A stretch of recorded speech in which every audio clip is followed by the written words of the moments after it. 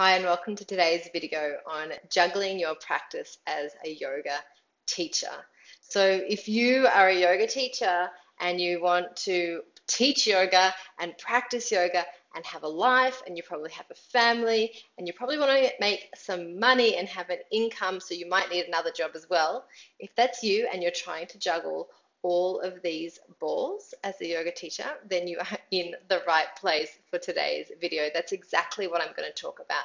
How we can balance it all, how we can juggle all of those balls, play all of those roles as teacher, practitioner, mother, wife, carer, money maker, and not drop the balls and have it all in balance. If we haven't met before, I'm Kate Rosette. I'm your video host. I am the founder of yogabranches.com. I'm a certified Iyengar yoga teacher. I'm a practitioner. I'm a wife. I'm a mother. And I'm an entrepreneur. And I began the business of yogabranches.com to support yoga practitioners in maintaining a regular and consistent home yoga practice so that they could have balance in their lives. And I really lost that balance in my life when I was starting Yoga Branches, my own business. And you're probably here today because you also, too, at some point in your life have lost that balance. And you're consistently trying to find that balance. So let's just be clear when I'm talking about this word balance, I'm talking about when everything's in the flow, when everything's just working beautifully and you're going about everything in your life that you want to do with ease and flow.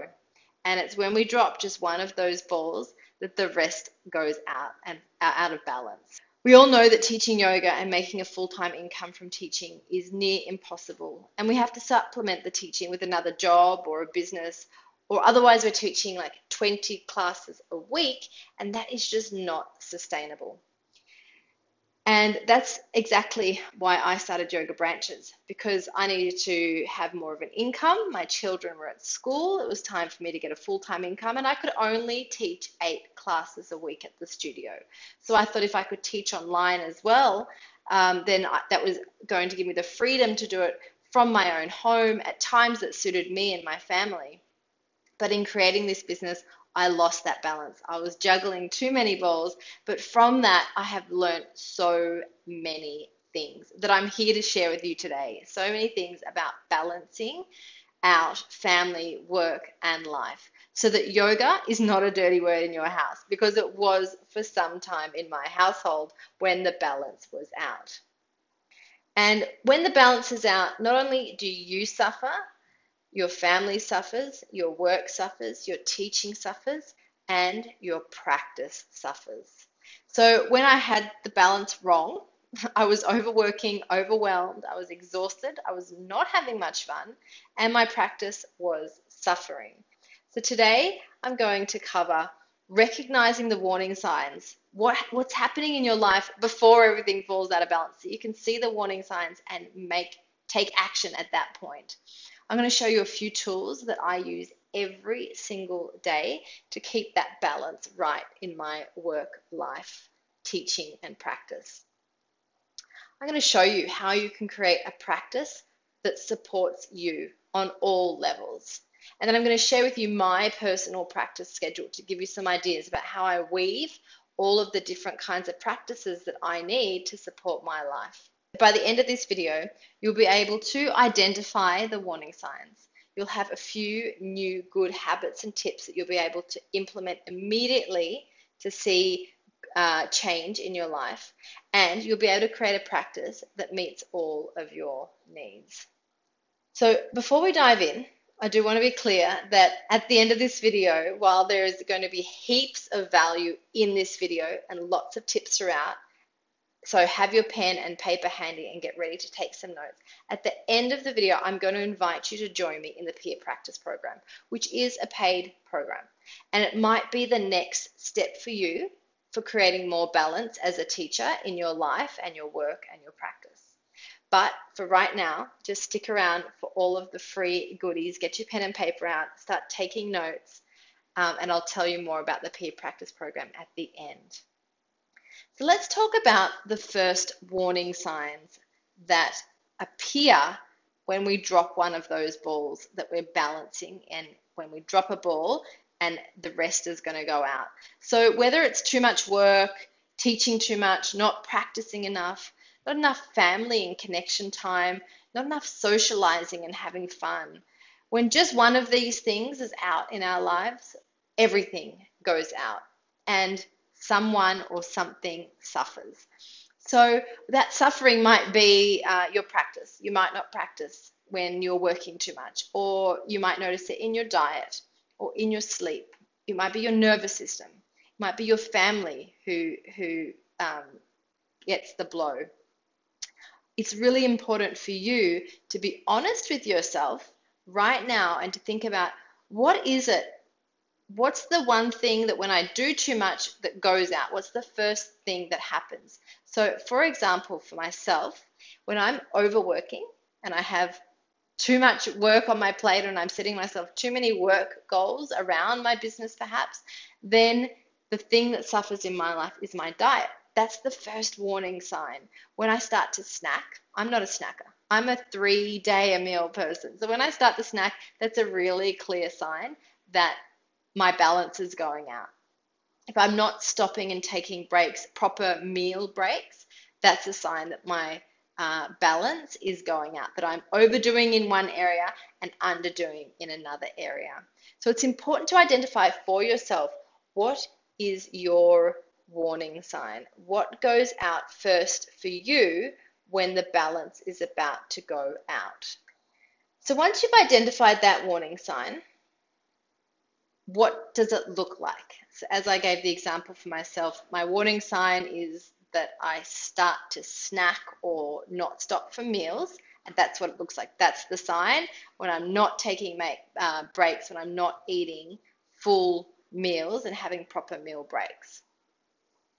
And then you can identify what need is not being met. So my need for breaks, for taking proper time out from the computer, is not being met. And then what I can do about it is, there's a whole bunch of things I can do. One thing that I choose to do is I have an app on my computer. It's called Time Out, and I have it set that every 45 minutes my computer shuts down and tells me to leave the computer and go take a break. So I have that set. So I have like 5-minute breaks every 45 minutes, but then I have a bigger break to have, a meal in the middle of the day, that sort of thing. So that's my solution to my problem there, and that helps me keep everything else in balance. And this perfectly leads me into sharing with you a few other good habits that I have in my everyday life that I practice every single day to avoid dropping the balls and losing that balance. And that's one of them. Having that app on my computer that reminds me to take breaks because I get too focused in my work.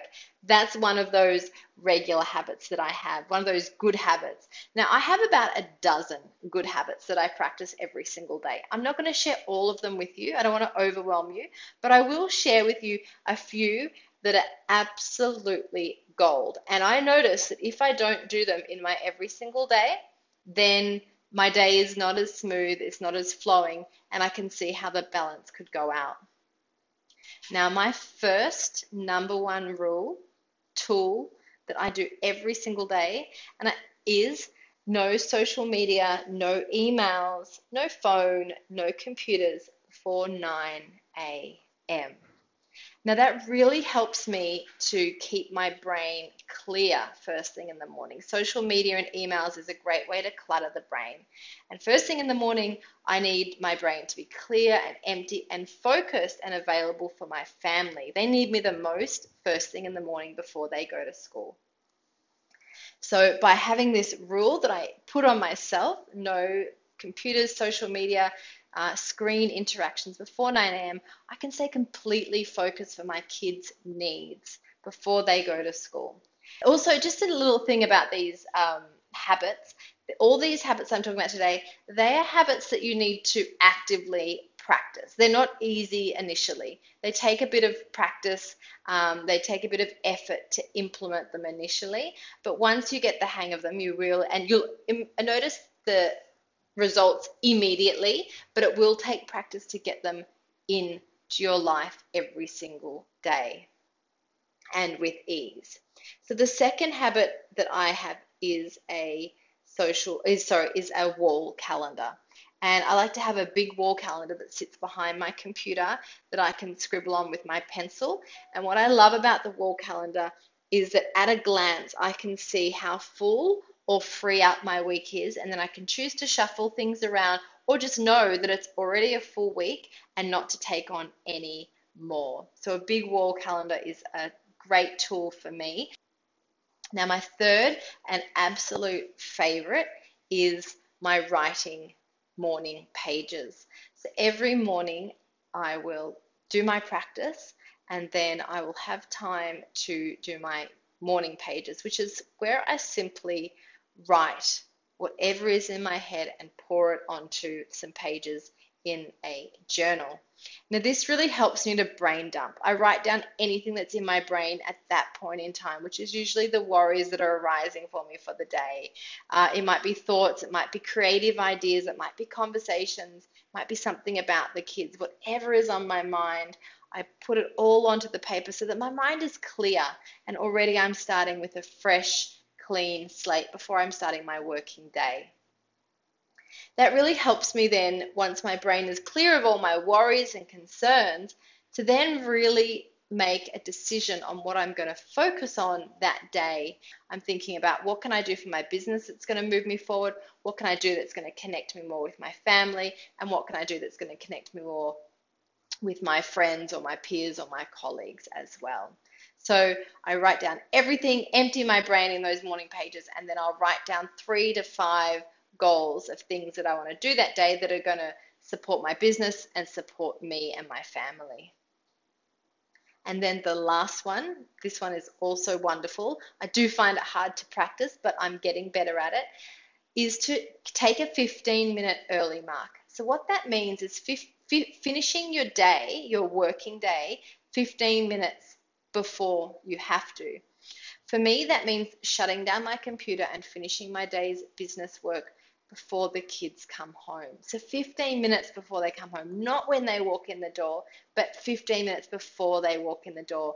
And that's quite important, that extra 15 minutes, because it gives me time to transition.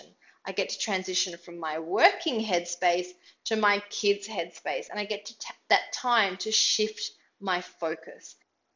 So these are the most impactful habits that I have, that I practice every single day. And as I mentioned, there are a bunch of others, but what's important is just to choose 1 or 2 that resonate with you and that you can implement immediately. I didn't start doing a dozen all at the same time.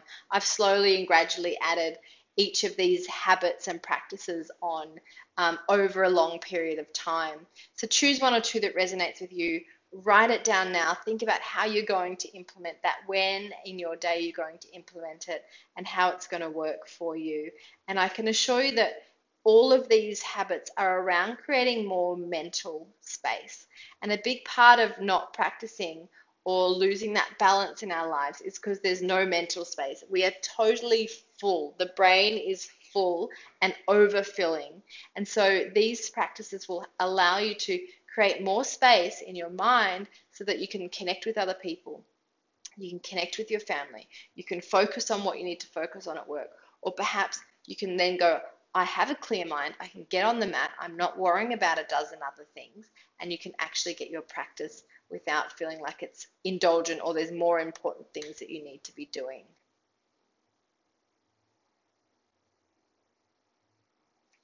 Particularly if you struggle with having a regular daily practice, these tools are fantastic for creating that mental space. And it might be that you've just freed up 20 minutes of your time by doing these practices.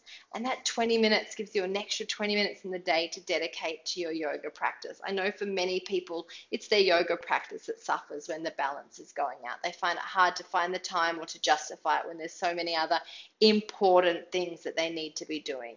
So if you can find 20 minutes every single day for your practice, and I think that when you struggle to practice regularly, then what you're aiming for is regularity over duration. So if you can do 20 minutes every single day in your practice, instead of having these goals of an hour or 45 minutes or longer and then not meeting them and not being able to do it. Stick to 20 minutes every single day, and then you'll achieve that goal. You'll start to get the practice happening regularly. You'll notice the benefits and the difference, and it will become easier to do more often. Now, the next thing I want to talk to you about is being able to have a practice, this concept of being able to practice that serves you, your teaching and your students, and your development all at the same time. Not compromising one for another, but a practice where all of these coexist in harmony together. So first I'm going to look at what each of these practices mean to me and how I interpret each of these different kinds of practices. And then I'll show you how I weave them in to my week so that I have a really balanced, all-rounded practice that's meeting all of my needs as a teacher and as a practitioner. So when I'm talking about a practice for you, I'm talking about the kind of practice that nurtures and supports your physical well-being. This includes poses that you need to heal. For example, if you've got injuries, you'll know that you'll need to do poses every day that maintain your body and help heal whatever that injury is. It includes poses that you enjoy, that you find easy to do, and that you are inspired to do, and that make you feel good as well. And also, it includes a practice where there's poses that light you up, that inspire you, that make you curious, that you are wanting to go further into. So this is the kind of practice that's for you. It's all about supporting and nurturing yourself. However, you can't just have this kind of practice only. If we only did what our body wants and what we like and what's easy, then this practice tends to become a little bit lazy and stagnant, and there's no growth in it.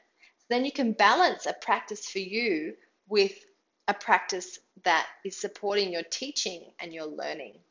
In this kind of practice, I like to focus on what I'm teaching that week at the studio. Now, when I first started teaching, this is kind of all I did in my practice. It was completely out of balance. I would just practice every single day what I was teaching that week because I was so inexperienced and I was nervous and I was worried about getting it right and knowing what I was teaching that I tended just to practice what I was teaching all week, so I felt really confident in it. Less so now. Now what I'll do is I'll just take one practice at the very beginning of the week to focus on what I'm going to teach for the week.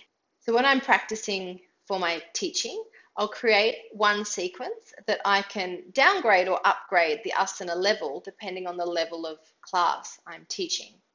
I'll have a theme for the week, and at my studio we have a theme for the week. Perhaps it's standing or sitting or back bends. So based on that theme for the week, I'll look across all of the syllabus that I'm practicing from, and I'll handpick a collection of asana that fit that theme. And then I'll find links and threads between those poses that I've chosen and create a sequence that is a good order and flows, and then I'll practice it. And I'll just do one practice where I go through that whole sequence, but I'll then adjust it and tweak it so that it's got a good balance, a good flow, and that I've modified it based on my students' ability. And then I'm sorted. That's it for the whole week. I do one practice and then I know what I'm teaching for the whole week. I teach 8 classes a week, and that one practice will pretty much feed all of those classes. And it's not to say that I'm going to teach the same sequence over and over again like a robot. It will evolve and change as the classes go by, as the students respond, and I get different ideas, but I have a template for the whole week. And then lastly, I want to talk about the kind of practice that develops you as a practitioner, as a teacher on a deep and enriching level. So whether you're preparing for assessment or not, keeping your finger on that syllabus that you're teaching at, and including also poses from syllabus above your level, is really inspiring and exciting, and it will keep you motivated and progressing and engaging in your practice. And this is what we want, right? A practice that we're deeply engaged in, that we love doing, that we're passionate and excited about and want to take further. For this kind of practice, I'm talking about allocating at least 1 hour. I like to do 2 hours a week on practicing with a really clear intention to focus on the syllabus that I'm currently of the level I'm working at, and to approach that practice with a really methodical, ordered plan. So I like to methodically work through the syllabus and each asana, and then make notes on each asana as I'm working through it. And also to link the asanas and to make connections and to join the dots. And this is exactly how the peer practice program evolved. I was sharing a story with the community about how I practice and prepare for assessment. And everyone was like, I want to do that. How do you do this? Like, what steps do you take? And they were really curious about that method that I take in this practice that I use to grow and develop as a person and as a teacher. And so I created the peer practice program to be able to practice and work with other teachers every week on the syllabus and on the asana, and to grow and develop our practice, which ultimately feeds our teaching and feeds us. But what happens, the way that all of this can work together, is by scheduling and planning. All of those different kinds of practices, the practice for myself, the practice for my teaching, and the practice for my own development as a teacher and my growth, needs to be scheduled into my week, and I have to have a plan and approach about how I'm going to go about it. This yoga journey we're on is one of personal growth and to find purpose and to serve. And if we're truly going to do this, we need discipline and rigor and to apply ourselves to the method. And the one way to do that is to schedule and plan. So here's a quick run through of my weekly schedule and how I fit all of those different practices into my week so that I've got a well-rounded practice, that I'm balancing out all of my needs as a practitioner and teacher. As I mentioned, a big part of this is around scheduling time and having a plan. And you don't have to have a different plan every single week. Once you know the kind of practice you're going to do, you'll generally have a similar plan on how you're going to approach that practice. When we work this way, we're so much more efficient with our time, which we know is precious. And if we're more efficient in our time, we're making good use of our time, then essentially we're creating more time for other things that we enjoy and that bring more balance to our lives. So on Monday, I will do a practice for teaching. So it's actually a short 45-minute practice. And actually that practice also coincides with the live-led practice that I lead for my home yoga practice members, which is one of the programs I have to support practitioners at home. I'll lead a live practice of 45 minutes. But before that practice comes around, I've done my homework. I've figured out a rough plan of what I want to teach that week at the studio, and I'll use that practice just to block it out, to step it through, to see how it flows, to see the run of the poses. 45 minutes in my mind is quite a short practice, but that's fine because on Monday night I also attend an advanced class at the studio, which will be a full practice and will meet and really fill me up as a student. So it's really important for teachers to have led practices or be able to attend classes that are filling them up, that they don't have to drive and direct and give their energy out in. Rather, it's filling them up and the energy is going back to them. So on Tuesday, I'll do an hour and a half teacher's practice. Again, this is filling me up. I don't lead this teacher's practice. It's led for me. So I get to go and just follow along and I don't have to drive it. And that's a great way for me to get ideas, just to have a practice that I follow, flow, and it fills me up as a student and teacher again. On Wednesday, I usually sleep in because I have two big teaching days on Monday and Tuesday, so Wednesday morning is a big sleep in for me, but then I'll do around a 45-minute practice, which is usually more restorative or pranayama or inversions, and that will really fill me up again to get me through the rest of the week. And so much of what we do as teachers is giving. We're constantly giving when we're teaching to our students. So it's so important in our practice to have lots of giving back to ourselves. Thursday morning is my big morning where I dedicate to practice for my own personal and teaching growth and development. That's where I lead the peer practice program sessions. And if it's a week off from the peer practice program session, then I'll just do the session on my own. So it's usually a minimum of an hour, usually 2 hours, where I'm really working on exploring my syllabus and taking notes and having a very methodical approach. Friday's a bit of a lucky dip, and I like to keep it pretty free and creative. Sometimes I'll practice with other teachers and we'll share things that we've been working on. Sometimes I'll look back on notes from workshops and classes and look into asana and poses that I want to explore more. So it's a really free practice just to explore deeper on what's currently on my mind at that time. Saturday tends to be a big recap of a practice where I practice for an hour and a half or an hour 45 before I teach. I start teaching at 7 a.m. So I like to recap what I've been teaching for the week and then do a few other things that my body might specifically need, including, of course, my inversions and something restorative.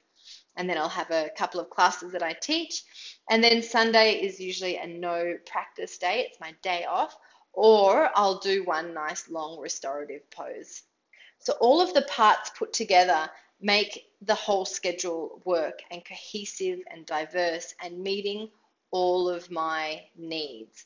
And really the one big thing that put this whole practice of mine in balance was that once a week practice for growth and development. It was that practice that was just feeding me so much because it was really dedicated on challenging me, on inspiring me, and it would prepare me as well for my weekly teaching, which would cut down my preparation time for teaching.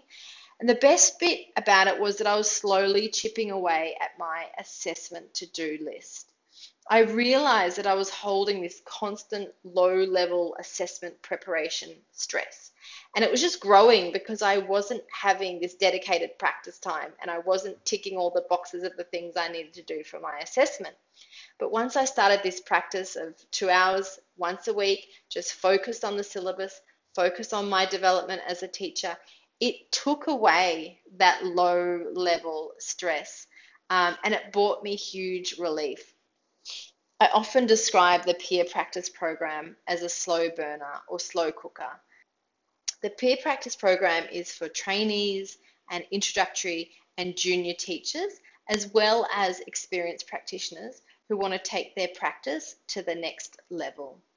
So if you want to be inspired and motivated in your practice and teaching, if you want to dedicate time to your personal development every week but need a little bit of help with the discipline, this is the kind of program for you. This is not a teacher training program. It's a peer-based program where everyone has a voice, everyone is sharing their own experience and their knowledge, and I'm the vehicle that brings everyone together. So the peer practice program is a live program where we connect every single week in a live session, and that will be a range of lead practices, teaching sessions, pranayam, discussions, and methods in supporting you in your approach in your studies, ordered, methodical approaches. And the big thing about the peer practice program is community. It's incredible to see the community that we have built already with people from all around the world, including countries like Mexico and Argentina and the UK and the USA, Europe, the Asian countries. We're all coming together, and that is amazing, having such a broad range of people sharing their experience and being able to feed each other and support each other. Now, you must be wondering how on earth you managed to get all of these different people from all of these different countries together. Don't worry, you just leave that to me. With modern technology, it's possible. And what you don't know about me probably is that before I became a yoga teacher, I worked in tech. So video and computers and software are my thing. And I will schedule and coordinate and organize and bring everyone together and plan and facilitate the sessions. So all you have to do is come to the sessions, dive on deep into the practices and ask questions and get involved.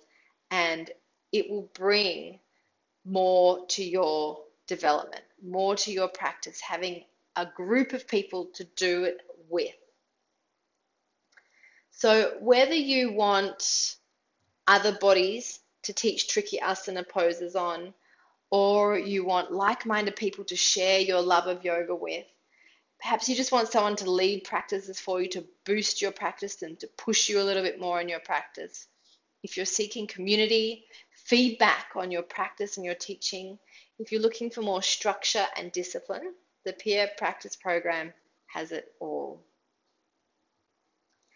The one big thing about this program is it's a small group program. So there's limited places so that everyone can ask questions, get a turn, be heard, and be seen.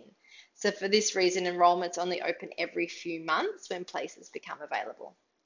And the enrollments are now open, and you can click the link in this video to get access now. There's only 12 spots available, and last time I opened up the program to enrollments, those 12 spots were gone in 24 hours. So if this is sounding like something that you want to get into, don't hesitate.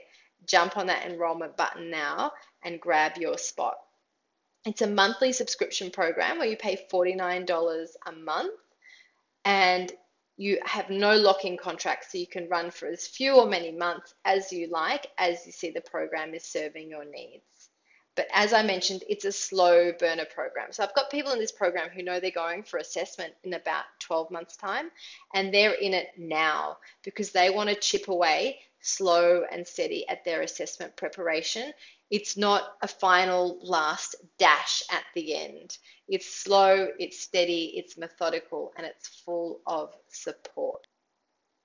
So before we wrap up this video, I just want to do a little recap on the points that I shared with you earlier about warning bells and good habits and an all-rounded practice to meet your needs and how to support and organize your practice better. So just looking at that now, remember at the very beginning, the first thing you need to do is identify the warning bells for when you're about to go out of balance. What is it that's going out of balance? How can you adjust that? What can you do to get that balance back and implement a strategy right now that you can start practicing? And then remember to start working with a bunch of those good habits that I shared with you. Choose one or two that resonate with you, including in your weekly practice, a practice that is supporting and nurturing and filling you up, a practice that is dedicated to your teaching and your students, and then a practice that is really for your own personal growth and development as a teacher. Remember, the diversity of your practice is what's going to feed you on a whole and keep you balanced. By having all of those different practices included in your week, it's going to be much more nurturing and filling you up and keeping the balance. Remember, schedule and plan so that you're efficient with your time on the mat. I'd love to keep the conversation going. So if you've got further questions for me, this is how you can find me and contact me, yogabranches.com. On Facebook, I have a private Facebook group called Iyengar Home Yoga Practice, and you can join that group, or you can find my business page, Yoga Branches. I'm also on Instagram, and you can email me at info@yogabranches.com.